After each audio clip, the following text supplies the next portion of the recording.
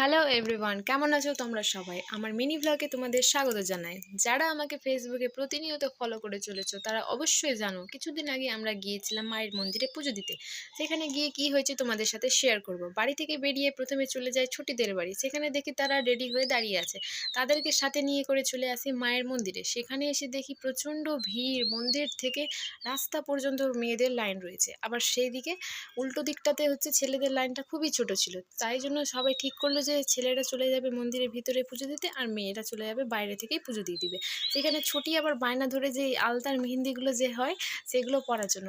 ছোটিকে দেখে আমাদের নিজেরই ছোটবেলার কথা মনে পড়ে যায়। তারপর আলতার মেহেন্দিটা পরার পর আমরা বাইরে থেকে ভোগ নিয়ে আমরা মন্দিরের ভিতরে চলে যাই। মন্দিরের ভিতরে একসাথে প্রায় ২০ থেকে ৩০ জন মানুষ নেওয়া হচ্ছিল। প্রায় পুজো দিতেও সেই মতো ৩০ মিনিট ২০ মিনিট এমন সময় লাগছিল। তারপরে মন্দিরের ভিতর থেকে পুজো দিয়ে বেরিয়ে আসার পর একটি ফাঁকা জায়গায় আমরা দাঁড়াই কিছুক্ষণ।